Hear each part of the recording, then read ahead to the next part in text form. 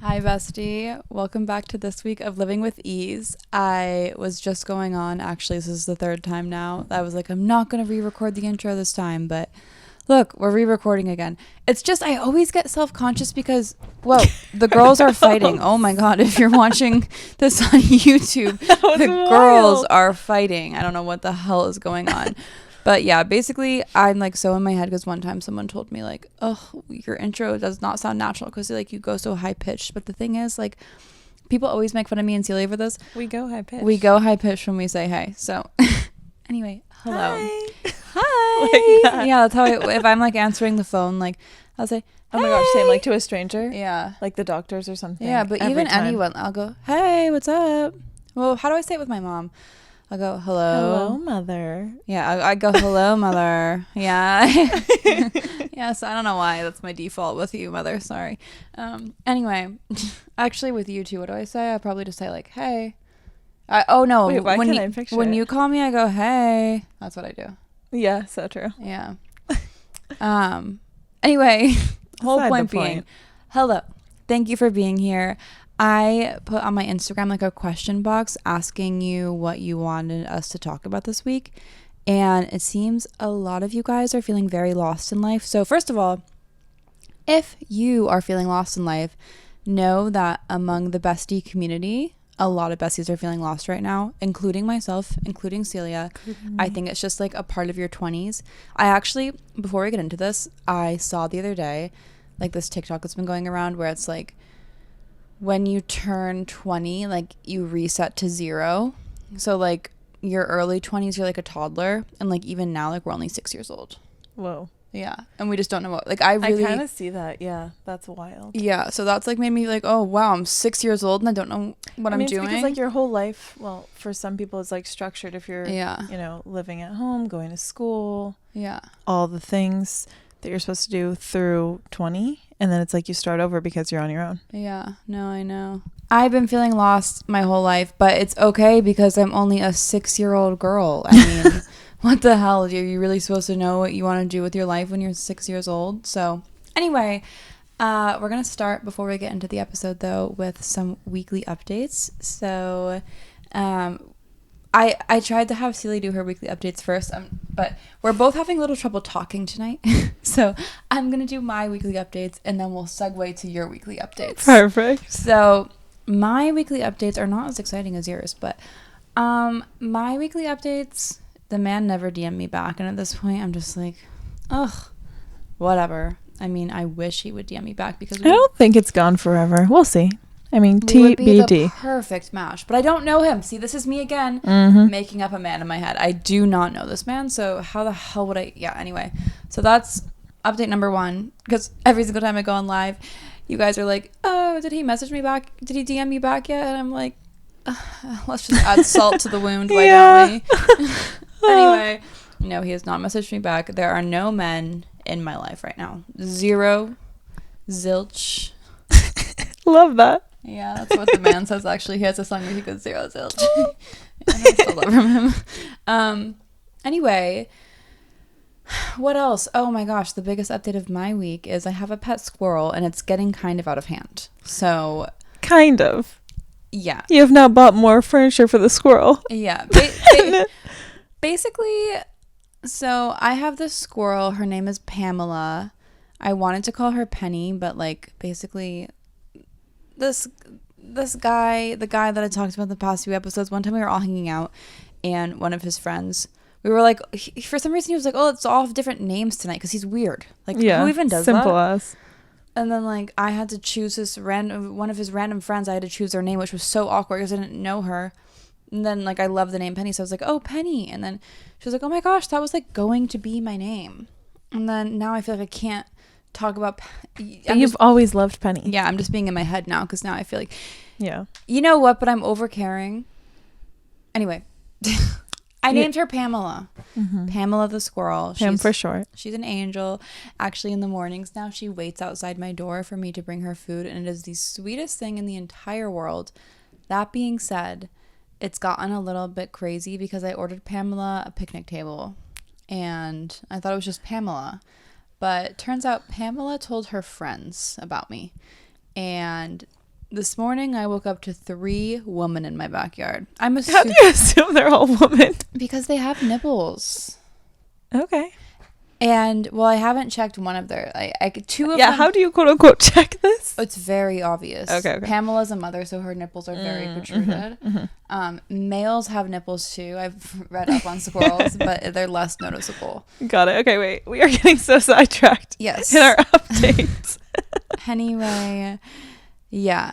Now I have 3 squirrels. I can't remember which one's Pamela, but she has like protruding nipples, so I mean, it's hard to miss, and I can relate because I'm also humiliated about my nipples. I don't know if Pamela's humiliated. Not that I want to throw her under the bus, but anyway, I have a pet squirrel. Now I have 3. I also ordered them. So I ordered them a picnic table, and then I also ordered them this little, like, it's called like a nuts bar, and it has like bar stools that they can sit at and eat at. So unbelievable. Yeah. In the best way. I'm running like a little squirrel Airbnb now. Squirrel restaurant. I'm telling you, like, next episode, the update will probably be that we have 100 squirrels in our yard at this rate. The way things are going. I just love You're, like, them. attracting Oh them. my gosh. I love them. I'm ordering squirrel food, which by the way, squirrel food is high key very expensive. I don't know why. Wait, you're actually ordering that in lieu of bird food? Yes. I feel like they love birdseed though. I know, but I want them healthy. Yeah. Okay. So true. Yeah. So But true. then I don't want them to depend on me. Oh God, it's so hard. You'll have to feed them when I'm gone. I know. I don't plan on leaving anytime soon though. I was just gonna say, yeah, and that's the best part about our new property. So true. Is that we both were like, speaking of feeling lost, like last year we both were like constantly looking for, like trips to go home and like ways to escape our current lives, and now we're just like actually very content. I pissed everyone the hell life. off, including myself, because now I'm like, I could have been a little more financially responsible with my money. Yeah, I took a lot of vacations last year because I was so depressed. Well, that's called escaping reality. Yeah. And, I don't know. I was like constantly trying to go home. Mm-hmm. I don't know. Anyway, can I tell my update? Oh, I have one more. Okay. Yeah. Quickly. So I have actually been such a grump this week because basically I'm extremely affected by this full moon. Look, I didn't believe this full moon stuff until, and you know what? I know. Shout out to my editor Izzy, because I know she agrees with me on this stuff, and I know she's listening to this right now and she's gonna agree. So thank you, Izzy, for agreeing. She's the best. I am very affected by this full moon. Apparently there is a lunar eclipse, and it's supposed to be like very intense. And let me tell you, I have had the most. Also, I think I'm going through Prozac withdrawals because this is my last update. I went into CVS to go pick up my Prozac prescription, but I switched CVS's. And you know how, like, when you go into CVS, like, if you're getting a prescription and, like, let's say, like, most prescriptions are around, like, $10 to $20, but, like, it's, like, $100. They'll be like, oh, like, are you aware of the price? So I go in, and, like, and I've always, like, if it's ever something, like, even slightly crazy, they'll be like, oh, are you aware of the price? So I go in and I just tap my card because she doesn't tell me the price. And then I see the screen and it's $630. And I'm like, whoa. My jaw would drop. Yeah, I was like, what? And she's like, you don't want to pay it? You need me to void it for you? Like, so pissed off. Oh my. And I was like, yes, I need you to void that for me. And she's like, I'm going to have to call someone over to figure out how to void this. Are you sure? And I was like, yeah, I'm sure, bro. Like, I don't want to pay. Wait, how much is it with insurance? $10. Oh my God, my jaw would be on the floor. Like $10. But I'm going through Prozac withdrawals because I was too lazy I meant to go today.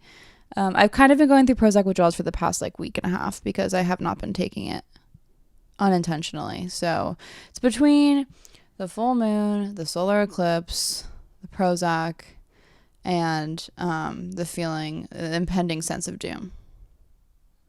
Always the impending doom. Yeah. Added in there. Yeah. And how are you feeling in this very moment? Better?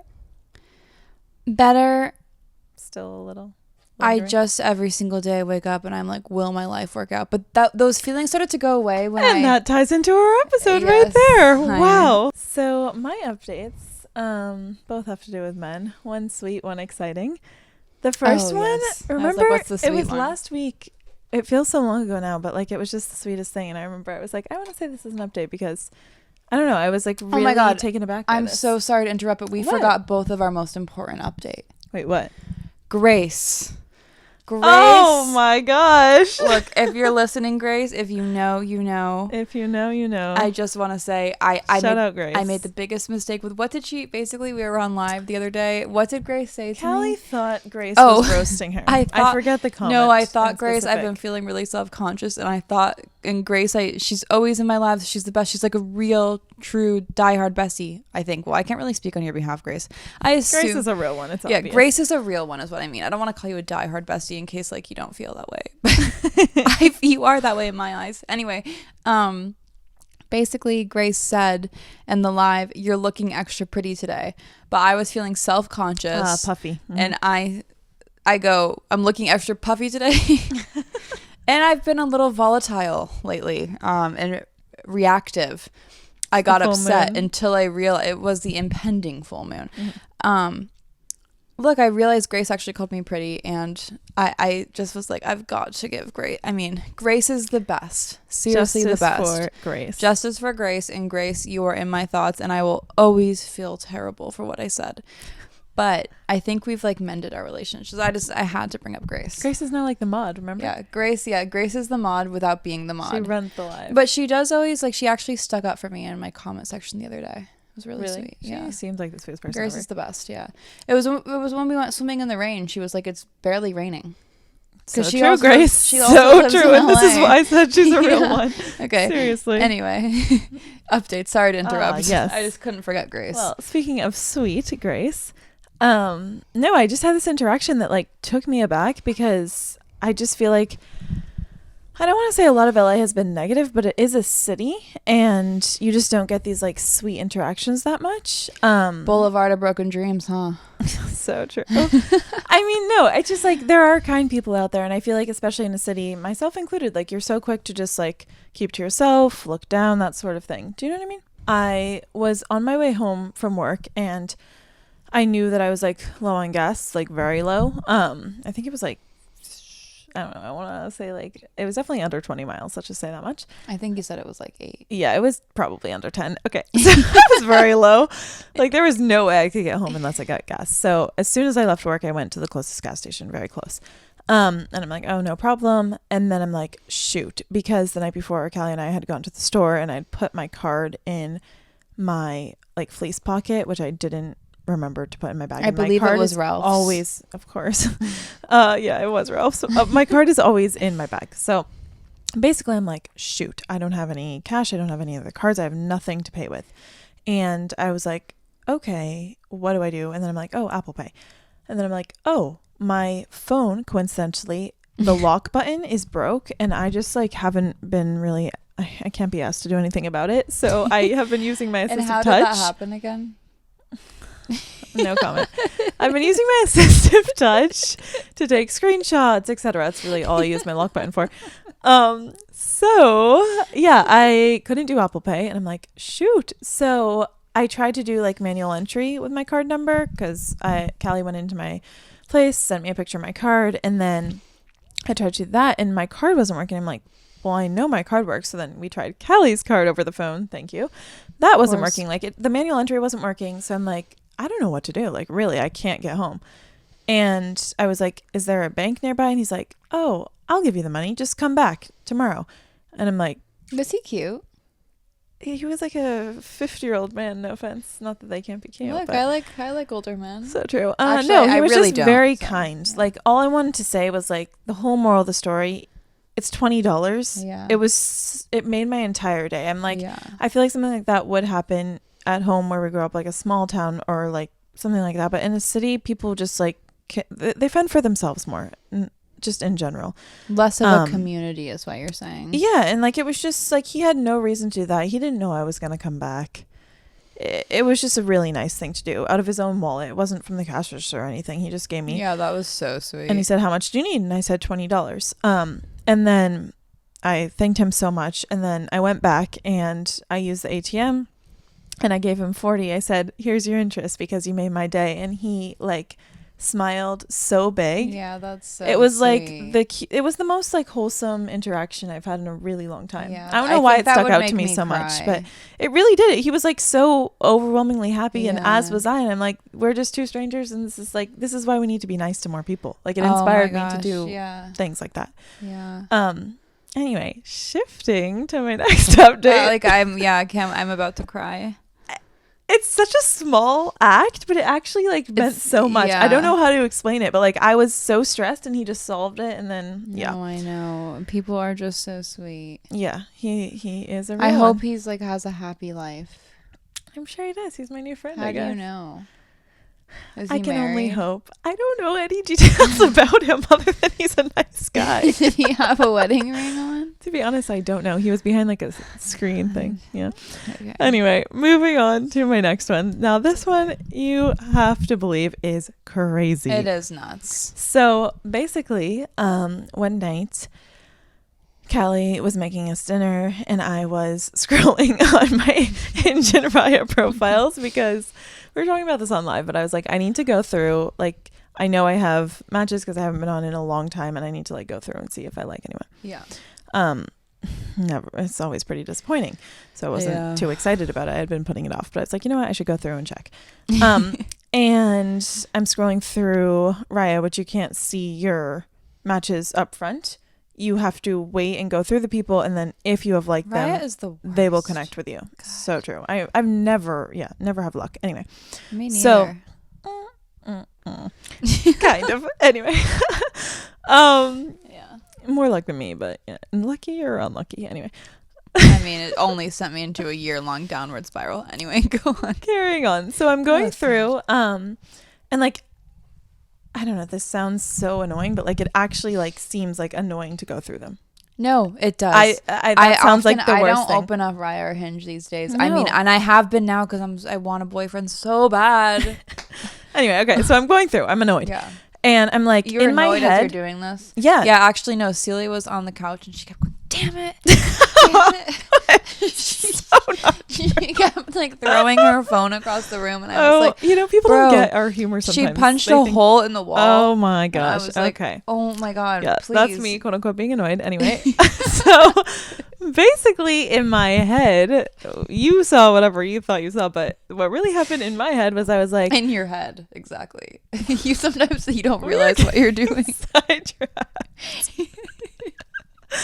In my head, I don't think anything's happening other than me sitting In on the my couch. actual reality, Celia is destroying my home. You know, people are going to take this literally. So not funny. No, they're not. Okay. Anyway, yes. Well, this is all going down. I am in my head telling myself, you know, I'll never, don't quote me on this, but I was saying in my head, like, I just wish I could find like someone from home, New England, because I feel like I can't trust these California men. That's what was going on in my head. Okay.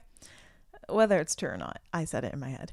So basically it was crazy because a couple of swipes later, I saw someone from Connecticut. I'm like, wow, someone just heard my prayers. I mean, that was pretty crazy. But my aunt, though, he lives here.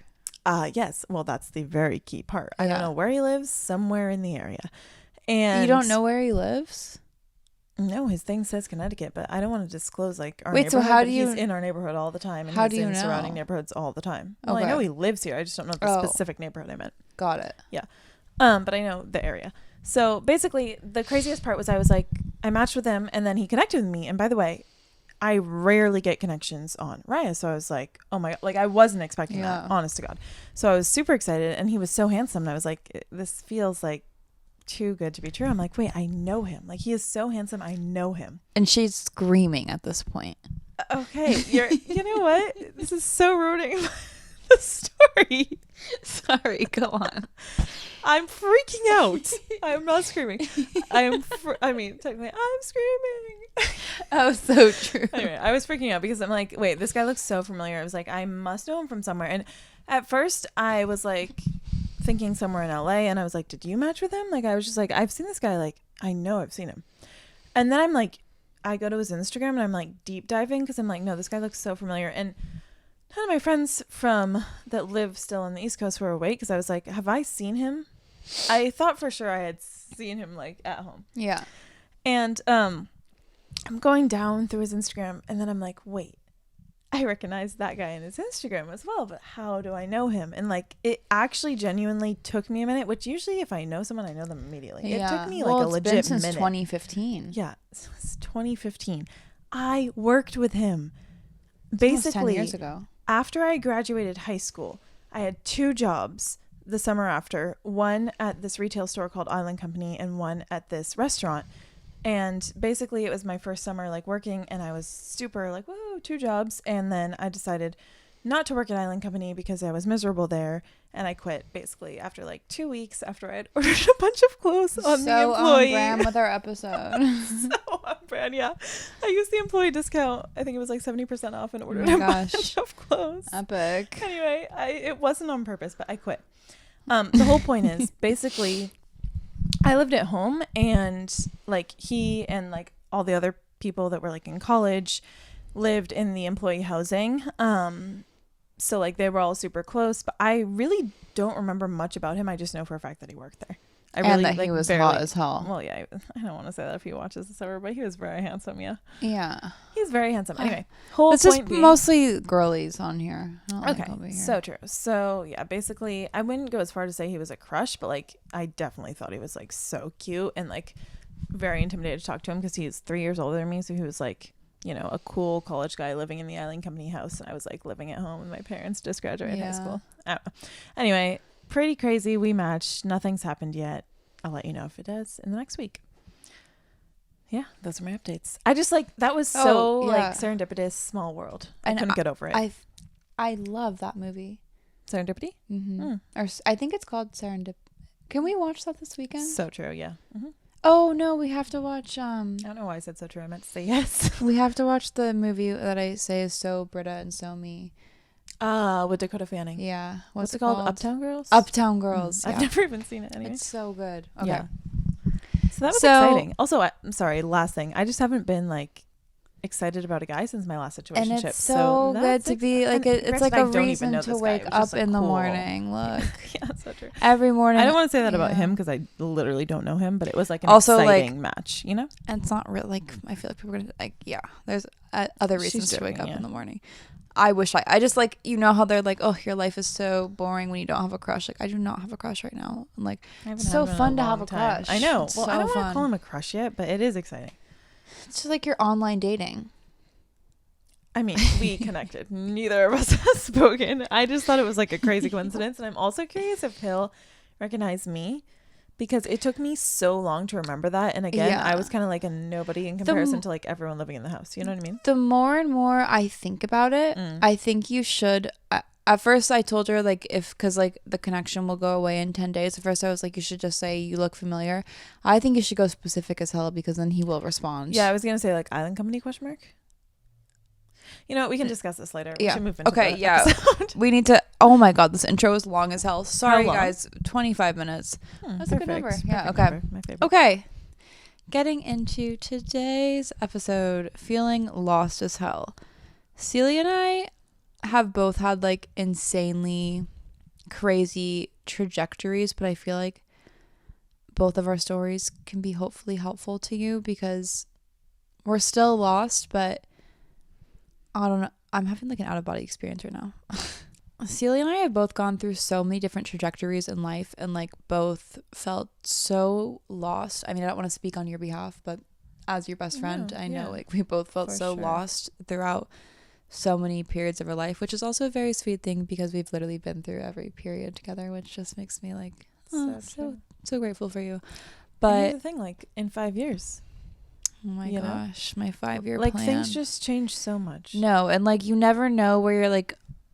The moral of the story before we even get into it is like I am such a planner, and I feel like a lot of you are planners because I think a lot of people in this community also have like raging anxiety and OCD, and that's how we all relate to each other.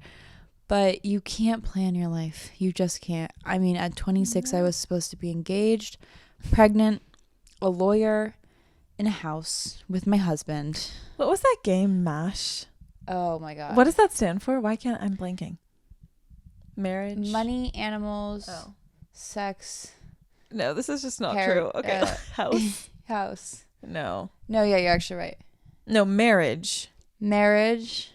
You know what? It's fine. But yeah, basically, life is not a mash game. Yeah. Mash, yeah. You know, like you used to write out the things. Do you know what I'm talking about? Yeah, I didn't play the game often because I have OCD. Oh, gosh. All right. Carry on. So I feel like, I don't want to say I've been like lost. Oh my God, I was about to be so drama. I was about to say I have been lost my whole life. I cannot believe I almost said that. I think I've had a little bit too much wine this evening. We both were kind of like in a little bit of like a funk. So we're like, let's have a, yeah. Anyway. No, I have not felt lost for my whole entire life, but I have felt lost many times in my life, and I feel very lost right now. And I know I've kind of talked with you about this before, but I feel like I haven't done like the whole like trajectory of like my whole life. When I was younger, I remember even in college, I remember one time when I was like touring apartments with my future roommate, the one from the crazy roommate story. I was like, oh my gosh, like when I'm 26, I'm going to be married or engaged in a house with a job, with a husband, like knowing exactly what I want to do, like pregnant with my first child. Because when my parents were my age, like they were married. My mom already had my brother. She had him when she was 19, so that was a bit early. But like she was married. My dad was in ortho school or dental school. And like they both just like knew what they were doing. They had a house and well, they had a townhouse. Anyway, they like knew what they were doing.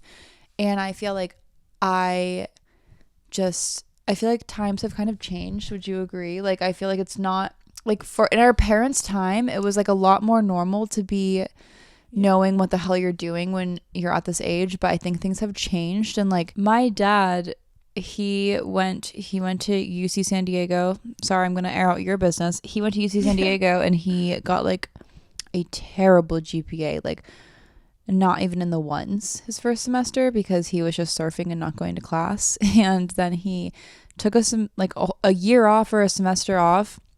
Then he went back to be an engineer. And then right before he was about to graduate, he realized he did not want to be an engineer. And he like switched to like whatever the hell you need to do before you go to dental school. Technically, he never graduated from undergrad, by the way, which is weird. But anyway, like we always make fun of him because he went to school for like literally like 1,000 years because he had to then take like 4 more years of undergrad or 3 more years of undergrad before he could even go on to dental and ortho school. So the whole point being, although like times are changing and like people are doing things later, everyone is always lost. Yeah. I just had like a really profound thought. Well, I had like this urge to say like I feel like Albert Einstein was lost, but I don't know if that's true or not. Really? Yeah, I love him. He has the best quotes. My whole point being, I also like, so when I was really little, I thought I was going to be a vet. I feel like that's like a lot of young girls' dreams. And then, oh my gosh, this is so wild. It's part of my interruption. Remember in 6th grade, we did a presentation in our English class of what we want to be, and you said interior designer. Yeah. I said teacher. Yeah. How crazy. Yeah. Oh my gosh. Wow. Yeah. I wanted to be an interior designer. So yeah, I guess then from vet, interior designer, which I still feel like I feel like I'm pretty good at interior design. You are, yeah. It's like a hard job. But then I remember in like 6th or 7th grade, I read this Jodi Picoult book, and it was about this struggling lawyer. I don't know why that made me want to be a lawyer, but for some reason it did. I was like, oh, the struggle. I mean, Jodi Picoult romanticized. I mean, obviously, like the struggling lawyer's story worked out in the end. So I was like, that's what I want to do. And then I was on a bus with like on a field trip with like all of my classmates, and we were talking about what we wanted to do. And I was like, well, I want to be a lawyer. And I will never forget this. One of my classmates said to me, I don't remember who it was, but I know it was a guy. He was like, my dad is a lawyer and it is the biggest regret in his entire life. And I was like, oh my God. Okay, well, scratch that. Yeah. Lawyer's out of it. Then if you want to hear like the full details of this, like I really delved into it on my episode about like, I think it was called Getting Through Law School with Ease or something. It was one of my first episodes, but I went through a weird phase in 8th grade where I went through like an emo phase, lost all of my friends. It was like really brutal. Yeah, not you. You've been around forever. Yeah, but everyone thought I was a weirdo except for you. And when I went to high school, like, I feel like, and this is like, I feel like this seems off topic, but it's not. When I went to high school my freshman year, I still was like kind of like the weird girl. Like, I remember in Spanish class, like, people would literally make like fun of me for like, I remember my mom, I'll never forget this because it's funny, because this girl now will like always respond to my DMs and like be so sweet. She like literally bullied me in Spanish class all the time. And I remember my mom got me this t-shirt, because I've always been a kitty girl, that said like soft kitty, warm kitty, like, you know, that shirt. And like they would like make fun of me behind my back, but also in front of me, like loud enough that I could hear. That's so weird, because I was bullied in French class. So oh my god, yeah, so yeah, true. That's so weird. That is weird. So anyway, I felt like such a weirdo. And my second, or I don't know if it was like second, did we have quarters in high school? Or semesters? So. Or okay. Yeah. Anyway, it was like in the springtime. Yeah. I like just like kind of had this awakening. I was like, I don't want to be the weird girl anymore. So I decided to change my trajectory again. And I think, that word. I know, I'm loving that word. You brought it up earlier. I have to give Celia credit for that word. But and this is kind of like where I want to go and say, like, I don't regret anything. But like, in high school, to fit in and to be cool, just started doing like a ton of drugs, and I took it way too far. And maybe one time, like, I will go into full detail. I'm still like a little scared. We got to get the podcast making more money before I go into full detail about everything. But yeah, I mean, I went from being like the weird girl to being the cool girl who didn't care, and that was like my new personality for years. I just like really, I no longer had like a path or any aspirations to have a path. And I don't want to say I regret that, because I would not be here sitting here right now if that had not happened. But in high school, I had like this boyfriend who was like the local Molly dealer, and like I wanted to impress him. He failed his classes, so I would fail my classes on purpose. I would skip class. I would go to class high. Like, it was not okay. I will never forget this moment, because I feel like this was such like a turning moment in my life. After high school graduation, my friend was having like a graduation party, and everyone was so excited. Like, they all had like their colleges they were going to, and like they were like, I mean, usually when you're like, was this at the country club? No. Everyone like had this plan and they had this path, and this was the first time I really felt so lost, because I was like, oh my god, like before it was fun to be the girl who did not care and had no aspirations, but now I'm like, okay, well, now I'm supposed to go to college and know what I'm doing. And this whole time I thought it was cool to not care what you're doing. But now all of my friends who didn't do drugs and who actually like tried are going to colleges they want to go to, like including you. Like, I remember you were so excited about like going to college, and I was not. And I remember like when I went home from that graduation party, I just like went up to my room and sobbed. And I remember telling my parents I was pissed off because I didn't think they like got me the right flowers, which was so drama. But it was because I didn't want to like, I don't like ever admitting when I feel like actually upset. And I was really upset because I just felt like so ashamed. And like, I've never felt so, I think that's like one of the saddest moments of my entire life. Like, I wish I could go give my 17-year-old self a hug then, because I just felt so sad that like everyone else knew what they were doing and had these plans, and I just was like, okay, well, I'm going to a random college. It's the only college that accepted me. I don't even want to go there. And like, obviously I was grateful I could go to college, but that's also crazy, part of my interruption, that you went just because we feel like we have to go to college. I know, and how like, you crazy. had no purpose, no sense of being there. Oh my gosh, no reason to go at all. Yeah, that's just wild. And I think that's even why I went to law school. But yeah, so I go to this random college in the White Mountains, and I end up just like doing a ton more drugs party to the point where, I mean, I've told you the story before, and you can listen to previous episodes to hear the whole story. But it ended with me going to the hospital, having a mental breakdown, having my parents pick me up, finishing the semester at home. And now I'm 18. I just finished my freshman year, and you always hear that like, oh my gosh, college is supposed to be so fun. Like, your freshman year is so fun. And that was the worst year of my entire life. I thought high school was supposed to be bad. Like, I know people say high school is bad, but then I was like, wait, college is supposed to be better. And then my freshman year of college was like the worst year of my entire life. And I was like, what the hell? And there were so many points during that year. I was undecided. I had no major. I was failing out of all of my classes. I had so many withdrawals. I was doing so many drugs, like skipping class, so depressed. And I remember like one night I was like talking with my friend and I was like, let's just drive to California and like just like leave our phones and like bring cash and just like start our lives, which is, and like that's insane, but like that's how lost I was and depressed. I was just like, we'll just like leave everything and just go, which I'm really glad we did not do that, because we were also like definitely a little high when we were talking about that plan. But anyway, like that mental breakdown and that feeling of lostness like made me so deeply like yearn for the feeling of having like some kind of path. I always thought freshman year of college would be like the best year of my life, and it was the worst and it was the lowest. But I think that point of like me hitting the lowest point in my life and all these things that led up to me and like my path and my trajectory of hitting the lowest point in my life led to me being where I am today, because this like forced me. Like I literally was not okay. It forced me to be like, okay, I need to figure out what the hell to do. And so I was going to go to Hawaii for a semester and figure out what to do.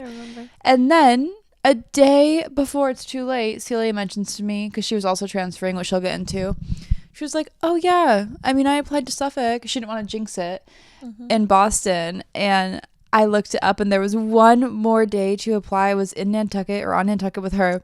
And I like took the first ferry home, rushed home. Then I had to drive up to my school, pick up like my transcripts, and then like run to Boston for this interview, and like had a terrible GPA. Thank God Suffolk took me. And like I was just so desperate to have a path and have this is actually like a really profound thought I'm having for the first time. I was so desperate to have a path and have like, I needed some direction. And when I got to Suffolk, because my dad did like kind of like the medical field route, he did, I thought like I wanted to do that too, because I mean I always wanted to be like a pediatrician or something, but I cannot do math or science. I don't know what the hell I was thinking. So I was a chem major for not even a full day. And I remember my dad warned me. He was like, they're going to say things, they're going to try to weed you out. And I was like, it's okay, I'm good, like I'll make it through.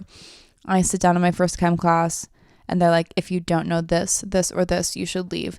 I'm in tears. I run out. I go to my advisor and I'm like, I don't know what to do. And I was like, maybe I'll be an English major, because I've always been really good at reading and writing. Like it's always been my strength my whole life. And she was like, well, why don't you, instead of being an English major, like try out our pre-law program? And like, that's what I mean. Like, I feel like everything happens for a reason, because a pre-law program, by the way, is like very rare. Like a lot of undergrad schools do not have that. And like, I didn't even choose Suffolk like you did, and I kind of just followed you there and they took me. And so I think like this whole path, like me going to law school, this is like, I don't want people to take this the wrong way, because of course it's like not a light thing to go pre-law and then go $160,000 in debt to go to law school. Like that's insane. But I do think that like this whole path was so important for me, because I was so lost and so depressed and like so like, oh my God. And like then I had this path and I grasped onto it, and like I was like, okay, this makes sense. I like to read, I like to write.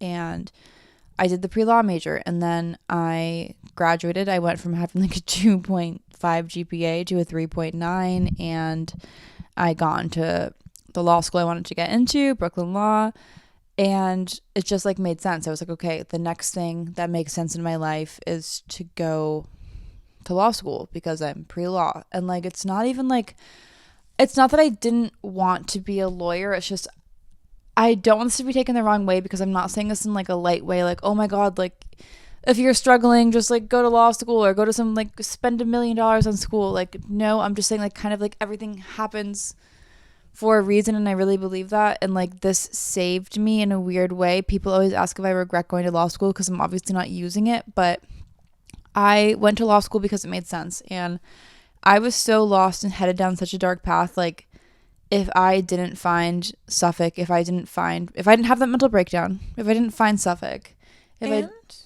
sorry, what were you gonna say? No, I'm completely interrupting, but as an outsider watching this, it gave you so much confidence. It gave me you had so a path, much confidence. You knew who you were. It became part of you. Yeah. And you could prove to yourself, I can do this. And I was proving. I will never forget when I said I was going to go to law school.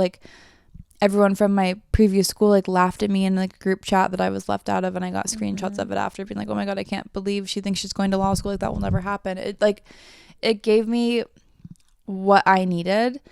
And if I had not gone to Suffolk, if I had not had this mental breakdown that led me to Suffolk, that led me to pre-law, that led me to law school, I would not be where I was. And I guess that's my point. Anyway, I go through law school, and of course I'm planning on being a lawyer, because you go to law school typically because you're planning on being a lawyer. And then the pandemic hits, and my whole law school experience, of course, was I feel terrible for the people who are freshmen in college, like Britta. That's crazy. She's a junior. Well, no, but she was. Oh, during the pandemic. Yeah. Oh, yeah.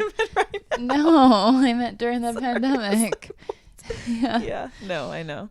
That was really hard. Yeah. They couldn't go in any other dorms other than their own. Yeah. But it was still weird being in law school having the pandemic hit, because I went from thinking, okay, I'm going to be living in New York, going to law school, doing these internships, and then I'm going to be a lawyer. And then the pandemic hit, and I don't want to say the pandemic hit and that's happened for a reason, because that was a very sad and disturbing. I mean, I took it very seriously, and it was But I went home to my parents' house, and I was so upset and so lonely, and once again hitting a really low point in my life. And then I remember one day my friend was like, just try posting on TikTok, because I have always been such a YouTube girl.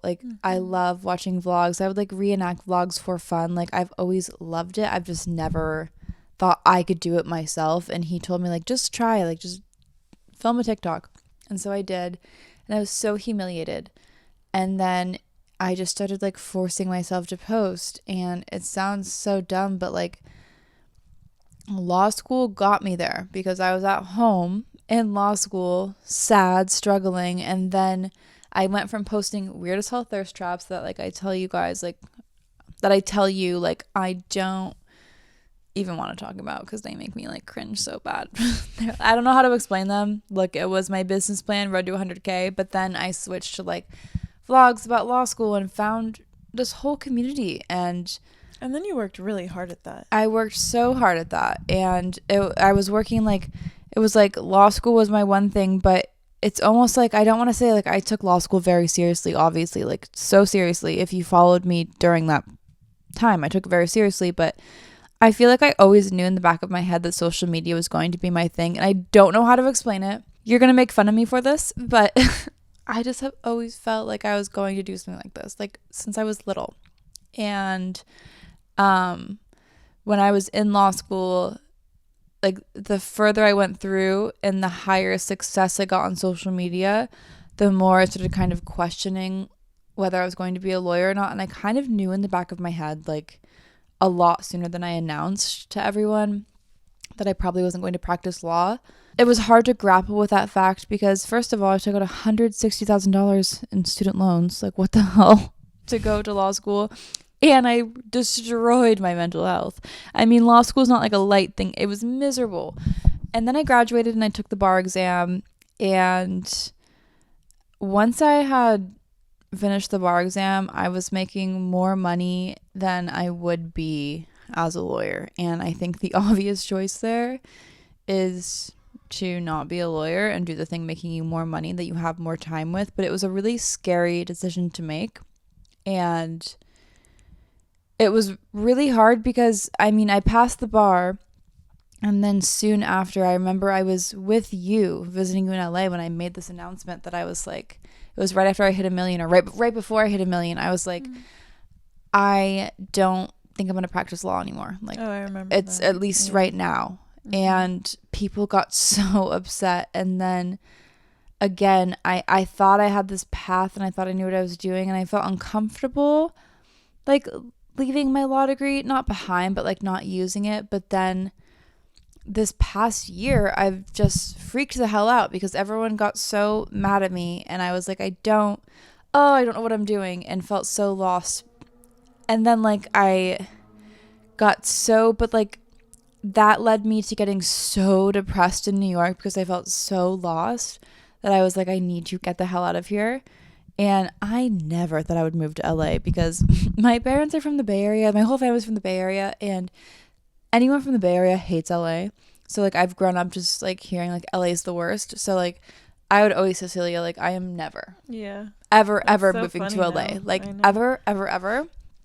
And then I got so depressed in New York I didn't know where to go. So I was like, okay. Okay, you kind of loved it too. Yeah. Together, like when we were together. Yeah, I was like, I guess I'll move to LA. I followed her here, and it's just like everything. I didn't know why I was moving to LA. Like there was no. I know, how crazy. I had no reason to move here, and I think that made me feel really weird too, because like a lot of people have it, and then like everyone on social media was like, oh, she's like moving there to become like the LA influencer, and I was like, no, I'm not. I just hate New York, and I don't know where to go. Yeah. And they're like, she's gonna be so humbled there. I was like, I'm not going to LA to be humbled. I just wanna do my thing somewhere else. Yeah. Anyway, I got here, and then I mean, the year I moved here, looking back, this past year was very hard. I felt so lost and so like, oh my God, I was struggling so much because people still wanted me to be a lawyer. So then I was like, okay, maybe I'll take the California bar exam because I'm freaking out and like make people happy. And I'm so much of a planner, like it makes me feel so uncomfortable to like not know what I'm doing. And also I thought I'd be like, at least have a boyfriend right now. But my whole point is like right now, I don't like the point I'm at right now. I really, every single thing I see that's happened in my life, I truly believe has happened for a reason. I do not regret anything in my life. Like anything that I've done, I just don't regret. I think it's all led me to where I am right now. And I am so grateful for that. And like all these periods of being lost, like it's just like, I mean, at the end of the day, I'm just a girl. I'm just a girl that's like, I just think it's like not talked about enough, like how like when you finish college or you finish grad school, like you don't know what you're doing. I mean, like it's really changed. And I feel like generations before us, like, oh, you go to school, then you get your job. That's not the case anymore. No. And so many things change and so many things are so different. And did I think I was going to go to law school and become an influencer? No, but here I am, and I'm so happy doing this. And every single day I'm like, oh my God, is this going to end? And then I'm gonna have to like every single day I worry about the future, and every day I feel lost, and I'm like, what's my purpose? But like it's all gonna work I've out. kind of just like learned, like, I mean, I've spent my whole life worrying, and that's not drum. Like I have spent my whole life worrying. I feel like since the day I exited the womb I have been worrying. And that worrying has gotten me nowhere except just like stress me the hell out. So I guess this whole point is that it's okay to feel lost and it's okay to not know what you're doing, because I feel like people think that I'm like, well, actually, I feel like people used to think I was put together. I feel like now people are like, oh my God, she's spiraling. But no, I feel like I still like kind of give like the image of like I'm put together sometimes online. I like to think, but I'm really not. Like I really have no idea what I'm doing. You are in a lot of senses. I wake up at 2 a.m. every single night and I'm like, oh my God, what is going to happen? Like I live in constant fear of the future and I feel so lost, and I hope that will go away at some point. But if you're feeling lost right now, like so am I. And I don't really have a solution other than I think that's just life. And I also think, kind of on that note, a really good thing when you're feeling lost is that focused on day to day, not long-term future. So true. Even not day to day, like hour to hour. Sometimes I have to go hour to hour. Yeah. It's a lot easier. Yeah. When you're thinking of it like, oh, what can I do to be productive today? So true. Because I feel like a big anxiety thing too is like, I'll be like, oh my gosh, what's going to happen the next year? And like, you don't have to plan for the next year. Just get through the day. Mm-hmm. But that's a nice segue to your own path with you feeling lost and getting to where you are, because you have like a full completely different path, but also Trajectory. trajectory, but also like I feel like you felt very lost, So many and different now areas you're I've so been, yeah. I feel like I've lived so many lives. You really have. Like the people in my current job like wouldn't believe like all the different lives that I've been through. I feel like yeah, you know what so I mean? true. Sorry, Sorry, I'm just cozying up. You've said all you've wanted to say about yours? I've said all I wanted to say. You started in high school. I'm like, I don't know where I should start. But Start wherever feels right. yeah, I just feel like for me, high school was like because I really yeah. important. Yeah, for But me, not as much. I think I'll start with that. I always like knew that I was interested in fashion. I don't know when that started. Yeah. Like I remember my older cousin's girlfriend was very like chic, and she would like bring around her extra clothes and she gave them to me, and I just like would try them on all day long. Like I just thought it was the coolest thing. I know it sounds like so cliche, but I was just always into it. I remember going to New York once and we went to the Rockettes, and I saw this girl in these like sheer tights and this big black fur coat and heels, and I was like, that is who I want to be. Yeah. Like I just always felt kind of like you said, you always felt you were bound for this, but like truly like social media, I always felt like I wanted to be this woman. I don't know how to explain it. You've always been very good at it. I always admire you. Quick side note, like I appreciate that.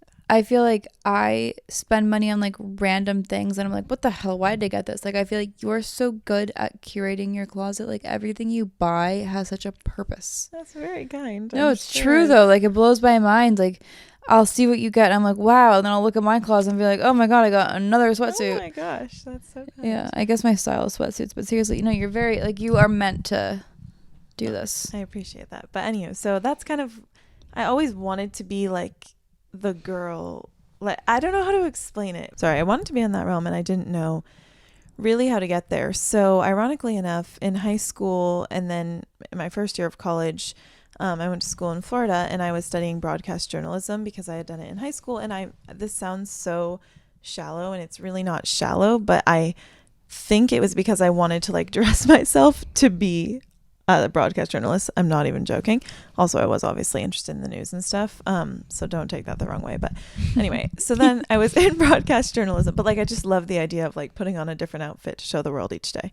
I'm not kidding. Yeah. So anyway, so then I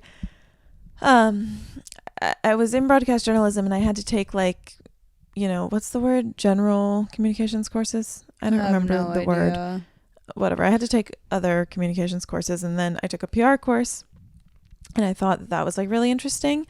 It seemed quote unquote glamorous at the time, I guess. And then when we transferred to Suffolk, I changed my major to PR because they had a fashion PR course and that felt like the closest I could get. I don't know why I never thought to go to fashion school. I was lost. Yeah. I really don't know, honestly, why I didn't do that. It just didn't seem. I'm so glad you didn't, or I would have probably been wandering. It just didn't seem like aimlessly. It all worked out, but it didn't even seem like an option. I don't really know why I never looked into that. Anyway, where am I? So I graduate and my first job was in New York at the Dior headquarters as an assistant or the LVMH headquarters, and I just thought I was like that was pretty epic. I mean, yes and no though, but I just like at the time it was like everything. I thought it was so awesome. I mean, yes, it was. But yeah, and I had gotten placed there through a recruiting agency, so I wasn't even like full-time hired. It was through a recruiting agency, and I was only there for about a month, and I was like, I'm going to work my way up. Like I had my whole, I thought it was just like the best thing ever. And COVID hits about a month in. And this is so embarrassing. Like I literally told my supervisor, because she really, really liked me. And I was like, I can work part-time hours. I can just work a couple days a week. Like I will do anything. I could even do it as an internship. And she was like, I'm so sorry. Like we are laying off anyone who's not like full-time salaried. And I worked for the company that actually got me that job, which was a recruiting agency within fashion and beauty roles. And I always like wanted to be on the creative side, and I was placing people in these creative roles, design roles, PR roles. And then I remember a stylist role, and I saw someone's resume And I was like, this is what I want to do. I was so envious. I remember when you first told me of this woman. Yeah. Like, I just couldn't believe that she got to do this. And like, I just wanted to be that position so badly. And how crazy, like, you would just sit there and be like, here's your job. And like, that's, exactly. Yeah. And I remember there was also a job that came through that I had to find someone to place in this role. And it was for basically an executive assistant or personal assistant to this designer, this fashion designer that I had definitely known of. And I remember my supervisor like kind of running through the role, and she was like, well, actually just find someone just like you, and then like laughed. Damn. And that broke me. I was like, because one of the responsibilities was going through her wardrobe as well, and she's a designer. I'm like organizing her you wardrobe. Never told me that. Anyway, so yeah, I was in this role. I was making like a good salary. I was loving my team, and that was all well and good. But I remember during this role, like I always had the itch that I wanted to be on the creative side, and I knew that. And during this role, by the way, at this time I had been following every and any possible wardrobe stylist that I could find on Instagram. And I saw a celebrity stylist, Mae Riley, post that she was doing a styling series and that it was going to be in LA. And my sister goes to USC. So I decided to go, and I booked a little trip. And you were really questioning whether to go or not, because it was like... Yeah, at first I bought the Zoom. Yeah. I bought the Zoom styling series, and I think it was like a little bit cheaper. And then you and other people and my mom, when my mom even said this, I was like, okay. Because it was like a commitment. Like, it was expensive to go. Yeah, it was very expensive. And even my mom was like, you should go in person. It'll be a more valuable experience. So I went, and I even made, this is so crazy, I made these business cards that said like Celia Bay. I still have one, by the way. Really? Yeah, of course. Me too. It's in my memory box. Oh my gosh, that's so sweet. But yeah, and it said stylist assistant, and I ended up assisting Mae Riley down the road. So that's just like kind of a crazy little foreshadow that I made that business card. Crazy, bro. More than crazy. You go to her, and it had nothing to do with the styling series. But anyway, so I went there, and I told myself that weekend, I was like, I'll go. I'll see what this is really about. Because I didn't go to school for styling. There isn't really. I mean, there might be school for styling, but not that I had known of. And if I really, really feel passionately like I want to do this still after this weekend and this course, then I will make a point in my life to do it. Because at this point in my life, a lot had happened, and I just realized life is too short to do something you don't love. Simple as, you only have one life, not to be all crazy profound, but you have one singular life, and it makes no sense to waste it, essentially. Yeah. So whatever, I went, I loved the course. I felt like I learned so much. I left so inspired, so excited. And a year later, less than a year later, I had saved up and moved to LA. And which you were also, I feel like you're saying that so nonchalantly, but you were also very nervous to move to LA. Oh, I was so nervous. And originally I was going to go with a couple other friends from Boston. We're supposed to be moving. Yeah, because you were living at home at this point, by the way. Yes. So I had moved home. There's such a trajectory, as you would say. Yeah. But basically, I had been living in New York with a boyfriend. And finally, we had been a little bit on and off. I had moved home. And then finally, I decided I was going to stay at home. And I was, obviously when, your friends are in New York and, you were living life, and it's just like, as you went through when I was in New York living life, like it's a really weird thing, but that was one of the best years of my life, actually. Not to be dramatic, but with my mom, I felt like it was a really healing year. I never got to live with just my mom. With my little sister and my dad, it was never just me and my mom, and we had a great year. I don't know where I'm going with this. You were at home, and then you were nervous to move. Like, you were like, why? Yeah. And so I had been saving and saving and saving at my job, and I could have stayed in that job. Again, I loved the team, and I just wanted to do something that I was like so head over heels passionate about. And I feel like I should mention that my dad did pass away And he was so passionate in what he did. Yeah. And this had just kind of happened. I was trying to get myself back on track. It took me a while, years, but I felt like this was what I had to push myself to at least try to do. And when you're motivated like that, you can get stuff done. Yeah. Oh my God. And I moved. So basically, I was supposed to move with 2 other girls, whom are still my like great friends. Yeah. No, nothing. Other best friends, but it's just like they ended up not moving. And this was very last minute.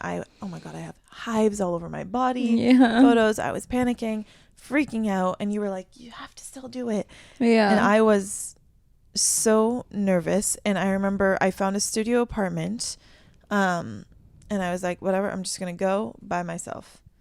And I think which you is said scary as you were well. gonna visit me like a couple weekends, and I'm like, "Okay, it's happening." Yeah, and I did. And she did. I did. I mean, Thank God yeah. you moved. I would not still be here if you hadn't moved.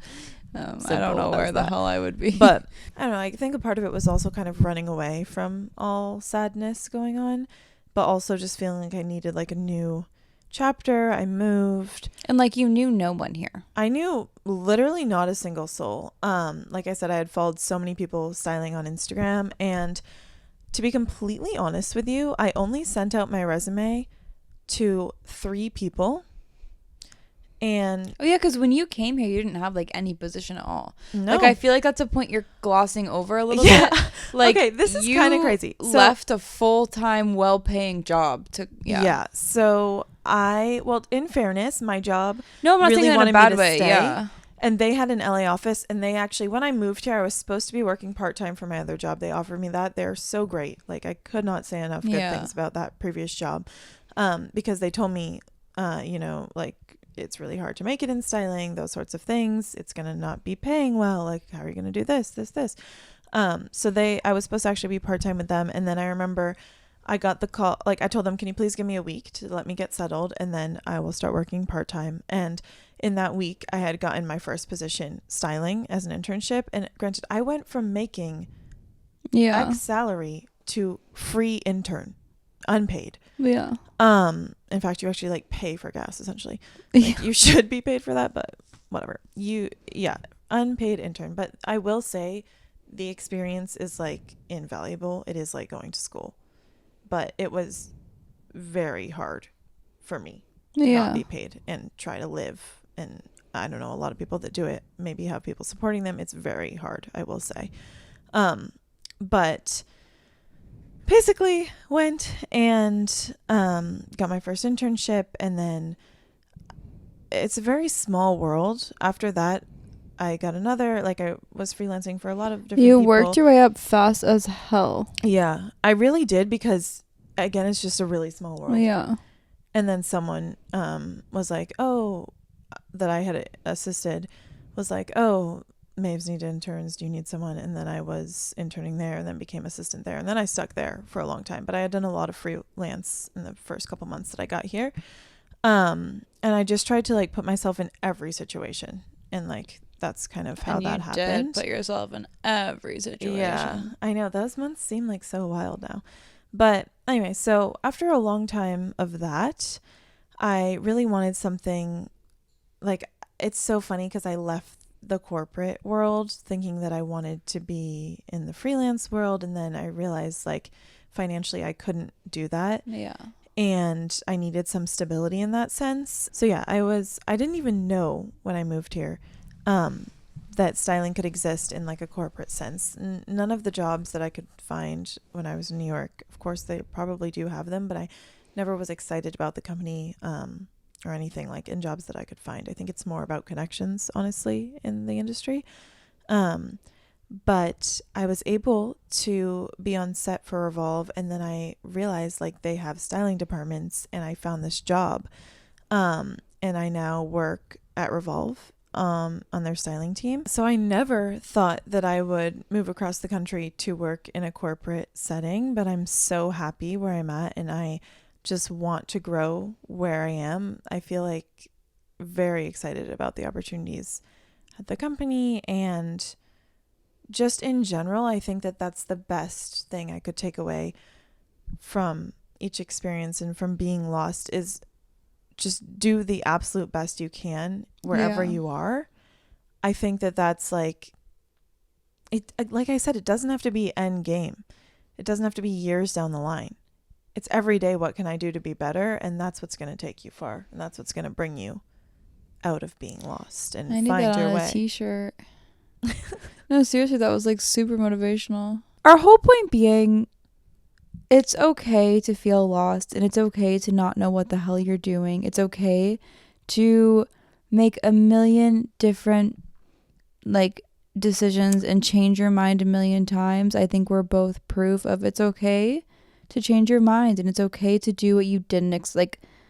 I never, like, what the hell? What am I doing here in LA? Can I add into that, by the way? I feel like I just did my whole trajectory of all my successes, quote unquote. By the way, the whole, like, when I was living in New York, I was working at restaurants to make money and looking for stuff. I was like so lost. As you mentioned, I'm still lost in the sense that I know I have so much that I want to do.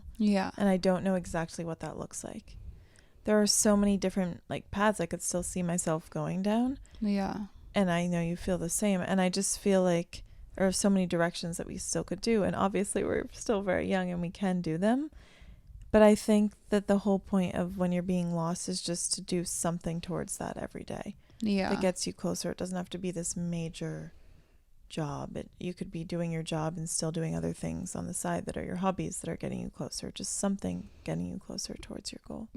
I 100% agree. And I think also, like, if you're feeling so lost, and like, I know I've been in places before where I've been so lost and not had any idea what I could possibly want to strive towards. I remember I once had a therapist tell me, like, sometimes you're gonna have like a year or a few months where you feel uncomfortable, and that's just that. And like, you just have to accept that. And like, I think sometimes it's not even about like looking at or like figuring out like, oh, this is what I want to do. It's more just like accepting and like getting comfortable with the idea of knowing, okay, you're lost. This is not what you want to do, but something will come.